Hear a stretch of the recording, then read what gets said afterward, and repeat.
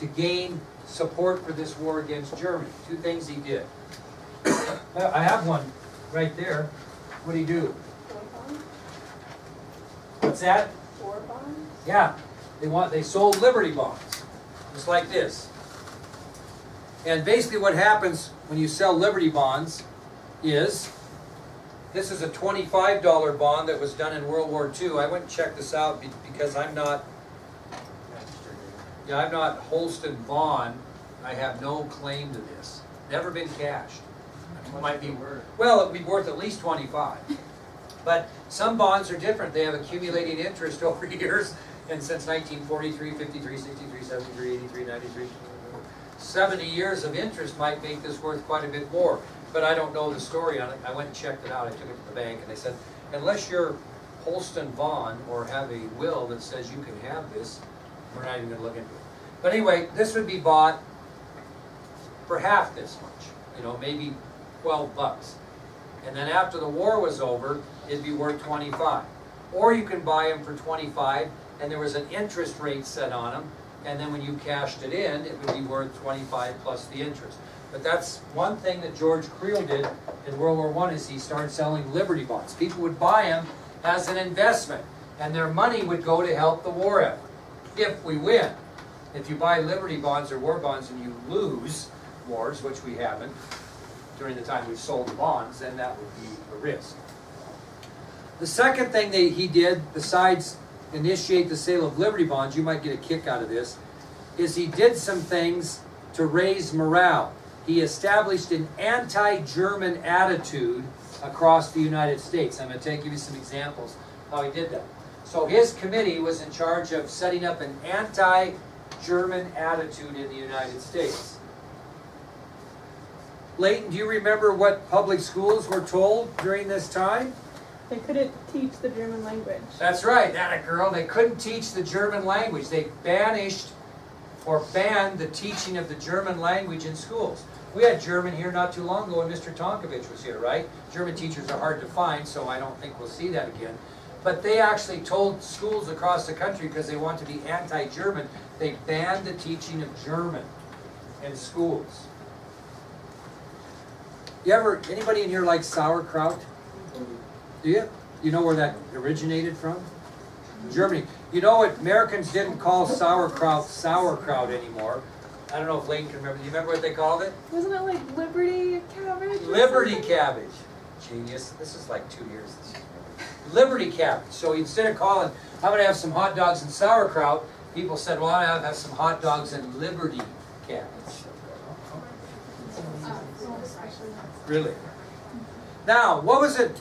Any of you ever had the German measles? That was kind of a big deal when I was your age. The German measles. How about Mrs. Montoya, not dating you or I? But did you ever have the German measles? I had measles. I don't know if they were German measles were a little harder core. Yeah, I don't think I had them, but everybody kind of gets the measles and the mumps when we were young. Now they have vaccines for that, but it was kind of not uncommon to get the measles. What happens when you get the measles?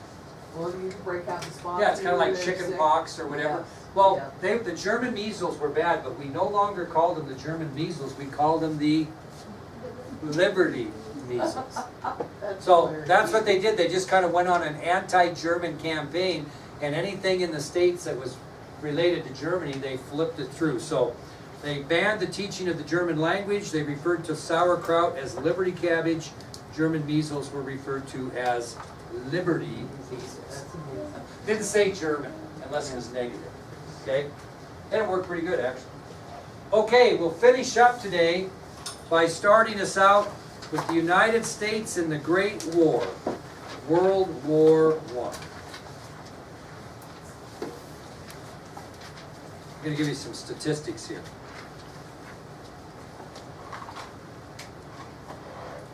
Now, I'll give you a little idea of how effective German submarines were concerning Great Britain. Now, we said you got to quit that business, right, on American ships, but that didn't mean they quit on British ships. So I'm going to give you 4 examples of how well German submarines were fighting Great Britain. They basically were starving Britain out. Okay?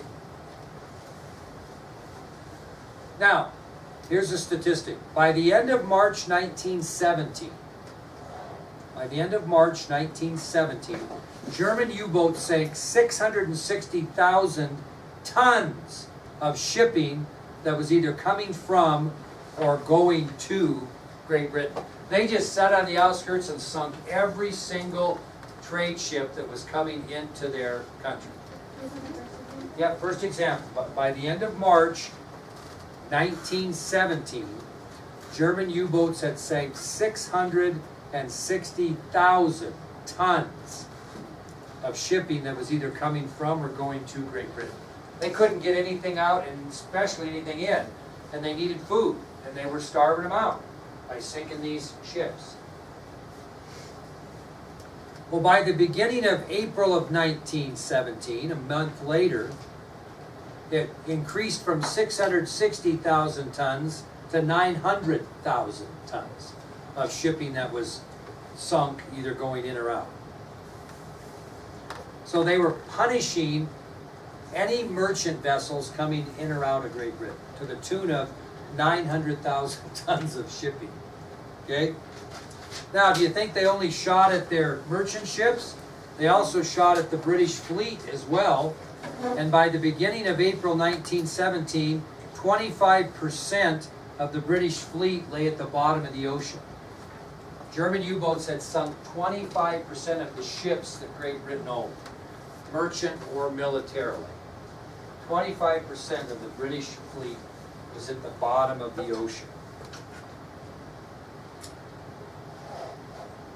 And the fourth example of how German submarines were so effective, by the time the United States came into the war, Great Britain only had food to feed their population for 3 more weeks. 3 weeks.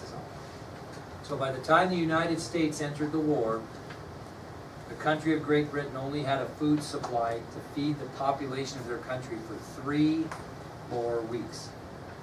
So it was getting a little bit desperate. These allies were waiting for the United States to get there and quick. Well, how are we going to allow these merchant ships, now that we're in the war, to get to Great Britain so it can feed their people? What? We're going to have to protect them. And what happened is an American admiral by the name of William Sims, came up with the idea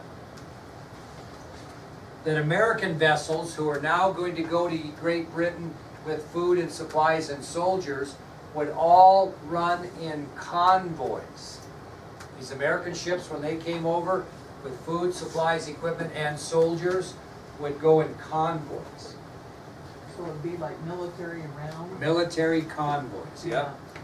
And guess what would be guarding these ships that had the supplies and equipment and soldiers?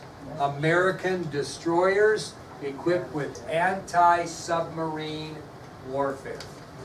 So all of a sudden these ships from America are going to go in convoys all together, and they're going to be protected on the outside, so to speak, by American battleships or destroyers that have anti-submarine warfare. You know what they did? Does anybody know what they used against these submarines?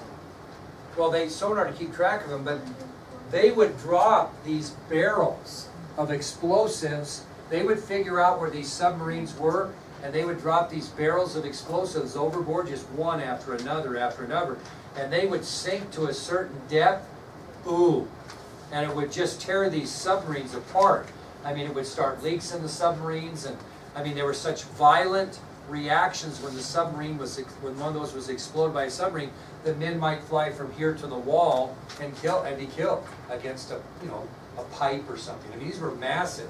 And if you watch that movie, U-571, if you're interested, you will see examples of these ships dropping these barrels of explosives. They're just big barrels, 55-gallon barrels full of explosives, that depth charges they called them, and they would get so deep, and the pressure would get so deep, boom, they would explode. Yeah. Is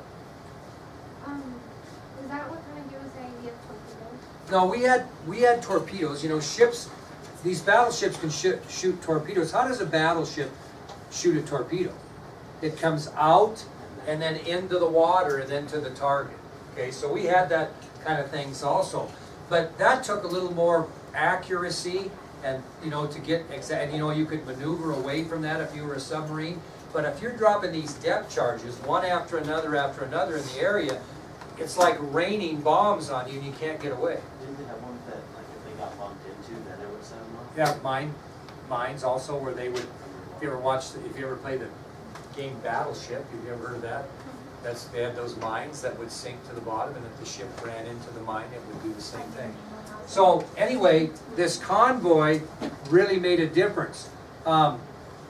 By July of 1917, the United States had sent 34 American destroyers to Great Britain to assist them.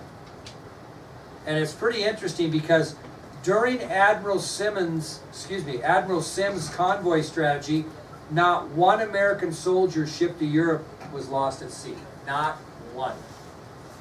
So it was very effective to get supplies, equipment, soldiers over to Great Britain especially.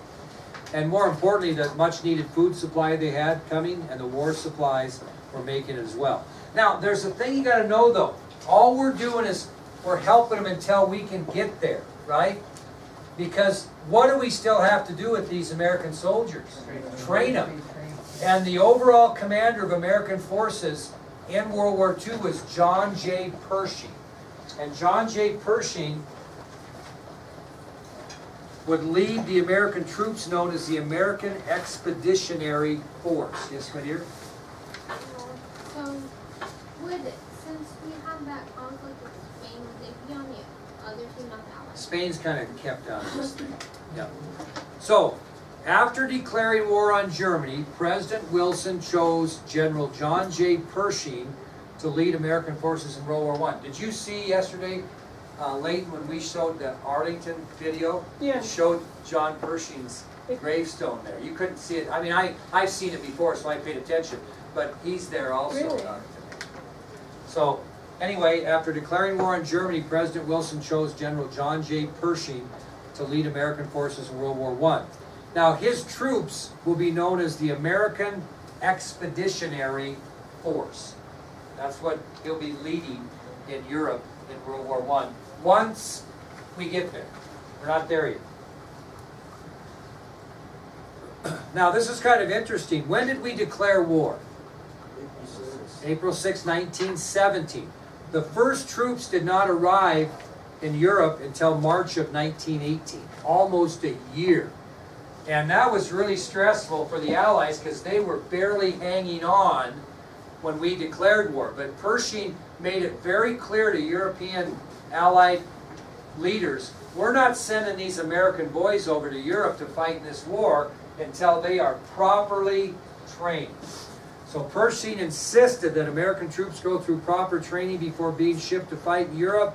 And as a result, the United States, who entered the war on April 6th of 1917, did not send American troops until March of 1918. Almost a year they trained it, okay? And European leaders were very frustrated with General Pershing because they wanted immediate American relief because they were in trouble. And they're going to have to hang on, 11 months longer than they wanted to, but they're able to do it. Okay, tomorrow we'll talk specifically on World War I and the Western Front, and talk about some battles and the end of World War I. Once the Americans got their kiddos, it did not take long to get this thing under control. So we had to get there first. Yeah. Late was